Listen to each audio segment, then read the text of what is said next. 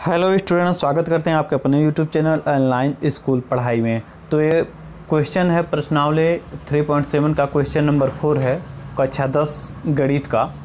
Question कह रहा है, क्या कह रहा है पहले हम इसको समझ लेते हैं, उसके बाद क्वेश्चन लगाने में बहुत ही आसानी हो जाती है। सब कुछ मेन मुद्दा इसका क्वेश्चन ही होता है। क्वेश्चन कह रहा है कि एक कक्षा के विद्यार्थियों की पंक्ति में खड़ा होना है। ठीक है, पंक्ति मतलब लाइन से खड़ी होनी है। कह रहा है कि ये एक पंक्ति में 3 विद्यार्थी अधिक होते तो एक पंक्ति कम हो जाती। अगर एक विद्यार्थी में एक पंक्ति में 3 विद्यार्थी अगर अधिक होते तो एक पंक्तियाँ कम हो जाती।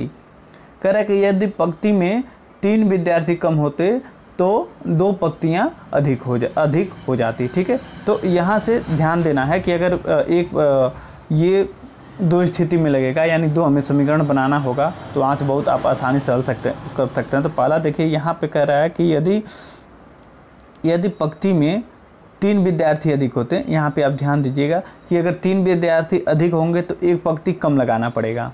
ठीक है, वहीं पे अगर 3 विद्यार्थी कम होते हैं तो वहाँ पे 2 पंक्तियाँ अधिक बनती है। ठीक है, 2 पंक्तियाँ अधिक बनती है, तो ये ध्यान देना होगा। तो हम सबसे पहले इसको मानेंगे, तभी ये लग पाएगा। इसको हम समीकरण के रूप में बनाएंगे। तो चलिए समीकरण के रूप में हम इसको बनाते हैं। तो लिखेंगे कि माना, पहले हम हल लिखेंगे, हल,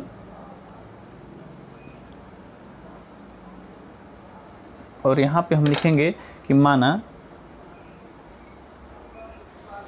एक पंक्ति में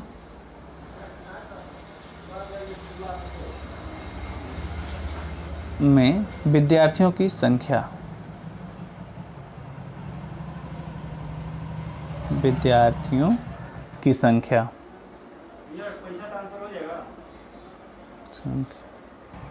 बराबर यक्स। ठीक है, एक पंक्ति में विद्यार्थियों की संख्या कितनी है? यक्स है। वहीं पे हम लिखेंगे तथा पंक्तियों की संख्या। ठीक है, तथा पंक्तियों की संख्या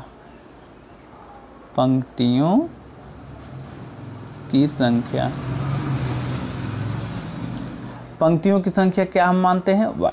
अगर हम विद्यार्थियों की संख्या जो है x मानते हैं तो पंक्तियों की संख्या y। तो हमें कुल विद्यार्थी कितनी हो जाएंगे? तो कुल विद्यार्थी कितनी हो जाएंगे? x और y। यानी कि यहाँ पे पंक्तियों की संख्या और यहाँ पे विद्यार्थियों की संख्या, यानी कि एक पंक्ति में कितने विद्यार्थी हैं उसका, और पूरी कितनी पंक्ति हैं उसका अगर हम मल्टीप्लाई कर देंगे तो हमारा कुल विद्यार्थी मालूम चल जाएगा कि कितने विद्यार्थी हैं। ठीक है, यानी कि एक पंक्ति में अगर x स्टूडेंट है, अगर y पंक्तियाँ बनी हैं तो आपस में हम गुणा करेंगे तो कुल विद्यार्थियों की संख्या आ जाएगी। ठीक है, अब हमारा यहाँ पे चलेंगे प्रश्नानुसार। अभी तो हम इसको माने हैं। ठीक है, अब हम प्रश्नानुसार यहाँ पे चलेंगे कि यदि पंक्ति में 3 विद्यार्थी अधिक होते तो एक पंक्ति कम बनती। ठीक है, तो हम यहाँ पे लिखेंगे स्थिति नंबर 1 या प्रश्नानुसार, प्रश्न के अनुसार। ठीक है, प्रश्नानुसार। ठीक है, हम यहाँ पे चलेंगे, लिखेंगे। देखिए कह रहा है कि अगर 3 विद्यार्थी अधिक होते हैं तो विद्यार्थी को हम क्या माने हैं? यक्स माने हैं, यानी कि यक्स प्लस 3 अगर अधिक होते हैं तो एक पंक्तियाँ कम होती है। यहाँ पे देखिए एक पंक्तियाँ कम होती, तो एक पंक्तियाँ कम होते हैं, पंक्ति हम माने हैं किसको? y को। तो यानी कि y में एक हम कमी कर देते हैं, लेकिन यहाँ पे स्टूडेंट की संख्या में कोई चेंजिंग नहीं कह रहा है, तो स्टूडेंट की संख्या में कोई बदलाव नहीं होगा, ये आप ध्यान रखिएगा। अब हम क्या करेंगे? x का गुणा y में, तो x y, फिर x का गुणा 1 में माइनस x, 3 का गुणा y में माइनस 3y, और 3 का गुणा 1 में तो -3 बराबर xy। इतना तो नॉर्मली आपको गुणा आना ही चाहिए। ठीक है, यहाँ पे इक्वल का सिंबल है, ध्यान रखिएगा। x y से कट जाएगा। ठीक है, यहाँ पे बचता है -x और यहाँ पे 3y और बराबर इस 3 को, जो -3 है, इसको हम बराबर के इस साइड भेजेंगे तो ये हो जाएगा 3, और यही हमारा इक्वेशन नंबर 1 यानी समीकरण नंबर 1 बन जाता है।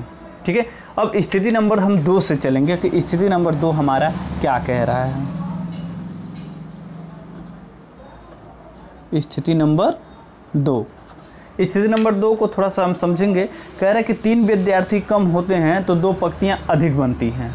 ठीक है, 3 विद्यार्थी अगर कम होते हैं तो 2 पंक्तियाँ अधिक बनती हैं, यानी कि 3 विद्यार्थी कम होते हैं तो विद्यार्थियों की संख्या हम x माने तो इसमें 3 विद्यार्थी कम करेंगे, तो कम करेंगे तो यहाँ पे माइनस का सिंबल लगाएंगे। जब 3 विद्यार्थी कम करते हैं तो पंक्तियाँ कितनी अधिक होती हैं, 2 अधिक होती हैं, 2 में प्लस करेंगे। ठीक है, और विद्यार्थियों की संख्या में कोई चेंजिंग नहीं हो रही है, ये आप ध्यान रखिएगा। अब फिर हम वहीं पे क्या करेंगे, मल्टीप्लाई करेंगे। तो कर लेते हैं, ये x का मल्टीप्लाई y में तो x y, और x का मल्टीप्लाई 2 में तो 2x, और सॉरी 3 का मल्टीप्लाई y में करेंगे तो यहाँ पे माइनस हो जाएगा, क्योंकि -3 यहाँ पे है, तो ये हो जाएगा 3y, माइनस का गुणा प्लस में करेंगे तो -3 दूनी 6 बराबर x y। फिर x y से x y हम क्या करेंगे, काट देंगे।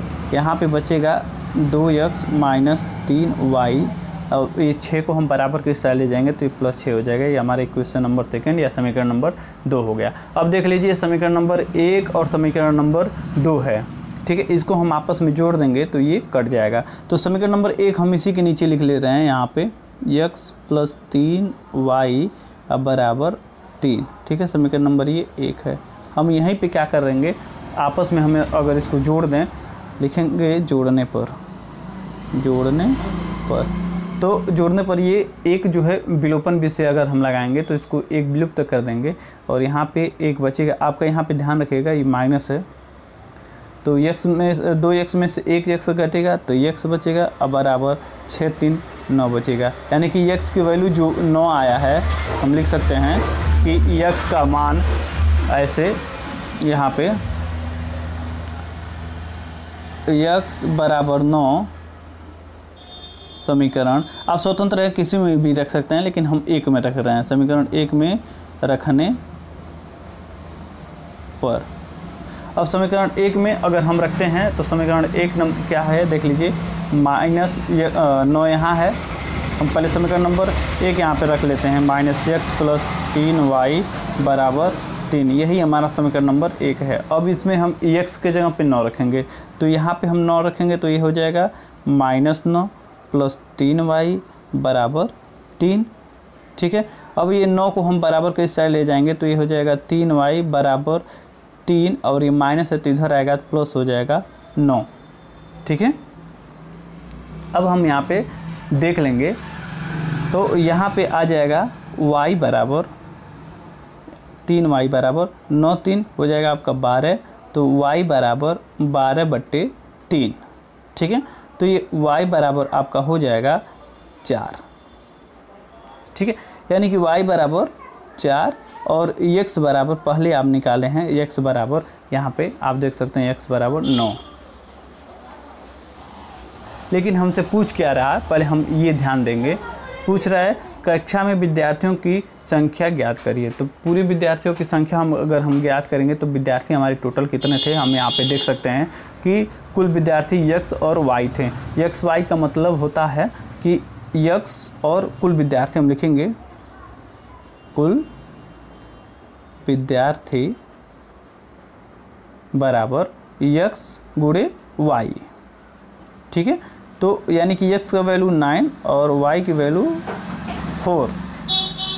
अब हम क्या करेंगे, मल्टीप्लाई इसको आपस में कर लेंगे तो ये हो जाएगा 36, यानी कुल विद्यार्थियों की संख्या कितनी थी, 36 था। अगर ये वीडियो पसंद आए हो तो ज़रूर सब्सक्राइब करिएगा और बेल आइकन को ज़रूर दबाइएगा।